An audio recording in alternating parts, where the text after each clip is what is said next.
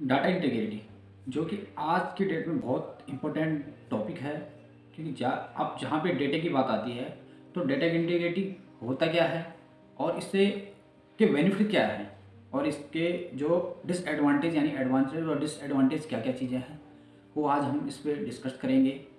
इसमें कई बार कन्फ्यूजन होता है कि डाटा इंटीग्रिटी होना चाहिए या नहीं होना चाहिए, तो इस पर भी हम डिस्कस करेंगे कि डाटा इंटीग्रिटी होनी चाहिए या नहीं होनी चाहिए, और अगर होनी चाहिए तो क्यों होनी चाहिए और नहीं होनी चाहिए तो क्यों नहीं होनी चाहिए। इस पे भी हम आगे डिस्कस करेंगे। साथ में हम बात करेंगे कि एनालिस्टों के लिए या जो कंसर्न पर्सन जो डेटा को फिल कर रहे हैं उसके लिए डाटा इंटीग्रिटी का क्या इंपॉर्टेंस है, एनालिस्ट के लिए क्यों ये इम्पोर्टेंट है डेटा इंटीग्रिटी, और डेटा इंटीग्रिटी से एनालिस्टों को नुकसान क्या क्या चीज़ें हैं अगर आप डेटा इंटीग्रिटी को प्रॉपर फॉलो नहीं करते हैं। तो आप बने रहे मेरे साथ वीडियो में और देखते हैं आगे कि हम और क्या क्या सीखेंगे। इंटीग्रिटी होते क्या है? डेटा इंटीग्रिटी का मीन्स होता है कि आपकी जो डेटा है, जो आपने डेटा फिल किया है उसमें एक्यूरेट, कंसिस्टेंटली, वैलिडिटी और ट्रस्टफुल, ये सब चीज़ें आपके डेटा में है। इसी को ही डेटा का इंटीग्रिटी कहा जाता है। अब ये चीज़ें डेटा इंटीग्रिटी के लिए हमें कैसे पता चलता है कि ये डाटा हमारा ट्रस्टफुल है, कंसिस्टेंटी है या वैलिडेट है। तो इन सब चीज़ों को एक कंबाइन करने के लिए एक ही इसमें वर्ड आता है, उसे बोलते हैं एल्कोवा। तो एल्कोवा जो एक डाटा इंटीग्रेटर की अपनी एक अलग ही पहचान बना रखी है आज की डेट में, क्योंकि एल्कोवा को लोग ज़्यादा इम्पोर्टेंट दे रहे हैं और देना भी चाहिए, क्योंकि यही चीज़ें हैं जो डेटा को हमारा अच्छी तरह से इंटीग्रिटी बना सकता है। इंटीग्रिटी पे जो एल्को है इन पे मैंने एक वीडियो बना रखी है पहले से, आप उस वीडियो को जरूर देखें। लेकिन अभी हम सिर्फ और सिर्फ बात करेंगे कि डेटा इंटीग्रिटी का होना ना होना इस कहाँ पे इम्पोर्टेंट रहता है। तो जब आपने एल्कोवा पढ़ेंगे उसके बाद एल्कोवा प्लस भी होता है, जिसमें 4 चीज़ें ऐड होती है, जिसमें इंड्योरिंग, कंसिस्टेंटी, अवेलेबल और कंप्लीट, ये सब चीज़ें होती है, जिसमें क्या है कि आपके डेटा के अंदर ये सब चीज़ें भी होना ज़रूरी है। अब बात आती है कि डेटा इंटीग्रिटी होना चाहिए या नहीं होना चाहिए। तो यहाँ पे कन्फ्यूजन होने वाली बात ही नहीं है, क्योंकि डेटा इंटीग्रिटी का मतलब आपके डेटा की अपनी एक जो डेफिनेशन है उसमें क्या लिखा है कि एक्यूरेट होना चाहिए, वैलिडेट होना चाहिए और ट्रस्टफुल होना चाहिए। जब ये चीज़ें डेटा के अंदर है ऑटोमेटिकली, तो इसका मतलब डेटा की इंटीग्रिटी होनी चाहिए। यहाँ पे बहुत से ऐसे एम्प्लॉय देखे हैं मैंने जो यहाँ पे कन्फ्यूजन होते हैं कि डेटा इंटीग्रिटी होना चाहिए या नहीं होना चाहिए, उसमें कन्फ्यूजन रहता है। तो कन्फ्यूजन होने का कोई मतलब ही नहीं है, क्योंकि जब आप उसकी डेफिनेशन ही ये है कि डेटा इंटीग्रिटी होता क्या है, तो आपको कन्फ्यूजन होने का कोई मतलब ही नहीं है। अब बात ये कहती है कि जब डाटा इंटीग्रिटी होना चाहिए तो फिर होना क्या नहीं चाहिए, ये भी सवाल बनता है कि फिर होना क्या नहीं चाहिए। तो डेटा इंटीग्रिटी के साथ डेटा इंटीग्रिटी तो होना चाहिए, लेकिन जो डेटा ब्रीच है वो नहीं होना चाहिए, यानी मतलब डेटा का क्या है, उल्लंघन नहीं होना चाहिए। तो ये भी इंटरव्यू में पूछा जाता है कई बार कि चलो डेटा इंटीग्रिटी तो होना चाहिए, लेकिन क्या नहीं होना चाहिए वो चीज़ हमें बताइए। तो आपको बताना है कि जो डेटा इंटीग्रिटी है वो होना चाहिए, लेकिन डेटा लीच नहीं होना चाहिए, यानी डेटा का उल्लंघन नहीं होना चाहिए। अब बात ये आती है कि जब भी कोई डेटा में कोई प्रॉब्लम आती है, लाइक कुछ भी हो जाए, एंट्री मिसिंग हो जाती है या जो प्रोसीजर है वो कहीं पे एनालिस्ट द्वारा लिखा नहीं जाता है, तो उस केस में कहीं ना कहीं जो कंसर्न पर्सन होते हैं वो क्या करते हैं कि उस चीज़ को हाइड करने की सोचते हैं कि हम इसको हाइड करेंगे तो इससे ये कि हमें जो इस टाइम्स पे हमें डांट से बच सकते हैं, या फिर कहीं ना कहीं सीनियर हमें कुछ कहेंगे इस चीज़ के लिए, तो हम कहीं ना इस चीज़ के लिए हाइड करेंगे तो शायद हम बच जाएँ। बट मैं आपको बता देता हूँ कि आप उस समय जब बच जाओगे, यानी उस समय आपको कोई दिक्कतें नहीं आएगी। हो सकता है कि आपके सीनियर जो है उनको भी ना पता चले कि आपने क्या गलती की है, लेकिन उसका इम्पैक्ट आप देखिए कि आगे जाके अगर कभी ऑडिट आती है और ऑडिट के टाइम पे वो डॉक्यूमेंट खुलते हैं, तो डॉक्यूमेंट के टाइम पे अगर ये इशू प्रॉब्लम आती है तो जो ऑडिटर है वो आपको डेटा इंटीग्रिटी के तौर पे आपको नोटिस दे सकता है, यानी आपकी कंपनी को भी नोटिस दे सकता है और एक पर्सनल एम्प्लॉय जो है उसको भी नोटिस दे सकता है कि इन्होंने जो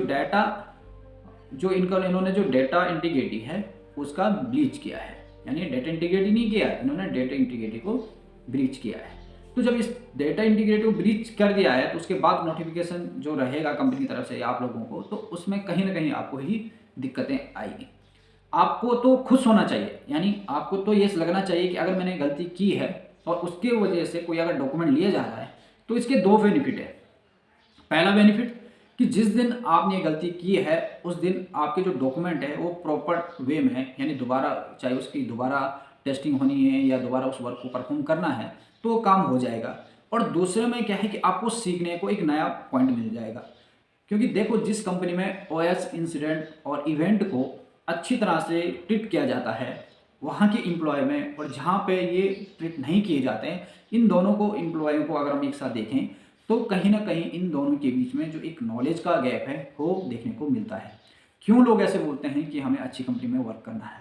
अच्छी कंपनी वर्क का मतलब कंपनी तो एक जैसी रहती है, टेम्परेचर वहाँ भी वैसे रहेगा, इंस्ट्रूमेंट थोड़ा बहुत नए पुराने होते रहते हैं, ये सब चीज़ें तो रहती है कंपनियों में, फैसिलिटी रहती है। लेकिन अच्छी कंपनी का मतलब है कि आप वहाँ पे सिक्योर हो, आपकी लाइफ वहाँ पे सिक्योर है, आपका जो आगे का काम करने का जो तरीका है वो आपका सिक्योर है। क्यों है? क्योंकि जब आपने कुछ गलतियाँ की है और उस गलतियों को हाइड नहीं किया गया, डॉक्यूमेंट लिए गए हैं उस चीज़ के लिए, तो जब ऑडिटर आएगा तो उसमें देखेगा कि एनालिस्ट ने ये गलतियाँ की थी तो यहाँ पे मैनेजमेंट ने क्या एक्शन लिया है। अब अगर उस कंडीशन में आपने बता भी दिया और प्रॉब्लम भी आती है तो उस टाइप से क्या है कि अगर मैनेजमेंट नहीं डिसीजन लेता इस चीज़ के लिए, इंसिडेंट लेना है, वो बात तो अलग होती है। लेकिन अगर आपने बता दिया है और उसके बाद आपको लगेगा जब ऑडिट आएगी तो उस समय देखेंगे कि हाँ यार जो मैंने उस समय प्रॉब्लम होती है, क्योंकि जब ऑडिट आती है तब उस समय कोई काम नहीं आता है, सिर्फ और सिर्फ आपका डेटा ही काम आता है।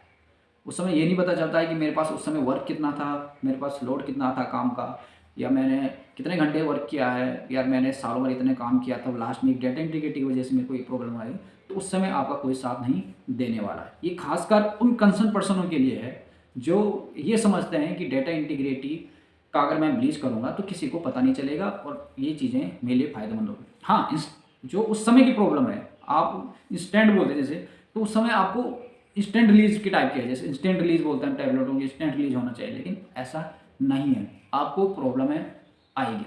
तो इसलिए जब भी आपको लगे कि अगर डेटा इंटीग्रिटी की बात आती है तो आप बोलिए हाँ डेटा इंटीग्रिटी हो रखी है, कोई बात नहीं, आप इसका इंसिडेंट ओएस जो इवेंट जिस तरीके से भी आपकी कंपनी इन्वेस्टिगेशन करती है उसके लिए कुछ प्रॉपर डॉक्यूमेंट रखे हैं, तो उन डॉक्यूमेंटों का भी आप ध्यान रखें। और इससे आपको ये सीखने को मिलेगा, आपको लगेगा ऐसा कि यार ये डेटा इंटीग्रिटी में, भले उस दिन आप परेशान रहोगे, आपको दिक्कतें आएगी, पता चला आप खाना भी नहीं खा पाओगे उस दिन टेंशन के मारे, हो सकता है रात को नींद भी नहीं आई है कि यार ये हो क्या रहा है। ये सब होता है, ये हमारे साथ भी हुआ है, सबके साथ है, नींद नहीं आती है, अरे यार ये डाटा इंटीग्रिटी क्या होगा, लोग क्या कहेंगे। सबसे बड़ी प्रॉब्लम आती है कि साथ वाले क्या कहेंगे कि यार इसने ये गलत कर दिया है। ऐसा कुछ नहीं, आज तुम्हारे साथ हुआ है कल उसके साथ होगा, लेकिन जिस दिन ये प्रॉब्लम है जाके आगे जाके कभी ऑडिटर उसे देखेगा तो वहाँ पे आप सिर्फ और सिर्फ आपको ही प्रॉब्लम आएगी।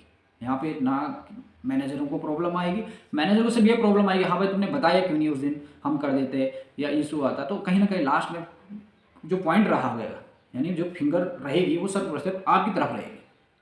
तो इसलिए डायरेक्ट ऐसे कभी घबराना नहीं है। और ऊपर से गलतियां सबसे होती है और गलतियां उसी से होगी जो टेस्टिंग करेगा या जो उस काम को परफॉर्म करेगा। कोई भी काम हो, मशीन का हो या फिर डॉक्यूमेंट का काम हो, जो भी काम वर्क करेगा उसी से ही गलती होगी, गलती सबसे नहीं होगी। अब जिसने टेस्ट लगाया नहीं तो उससे कहाँ गलतियाँ होगी। तो ऐसा कभी घबराना नहीं है और ना ही इस ट्रेंड पे जाना है आपको कि मेरे 10 इंसिडेंट हो गए तो अभी मैनेजमेंट क्या सोचेगा मेरे बारे में।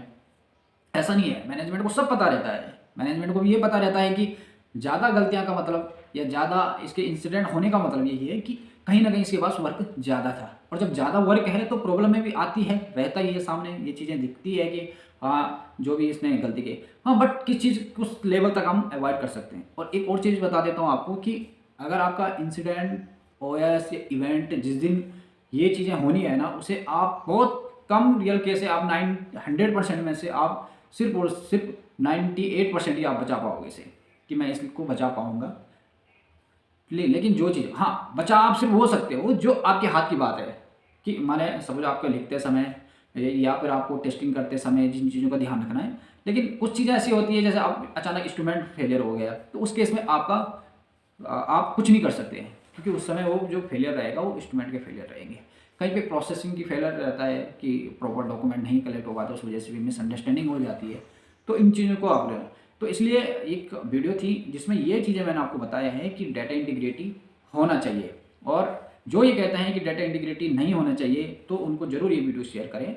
और अगर उनकी भी कोई भी अगर अपनी क्वेरी रहेगी तो इस वीडियो में कमेंट जरूर करें। मैं अगली वीडियो जरूर बनाऊंगी इस चीज़ पे कि डाटा इंटीग्रिटी अगर नहीं समझ पाए वो प्रॉपर तो इस वीडियो के माध्यम से उनको समझा दीजिए। Okay friend, thank you.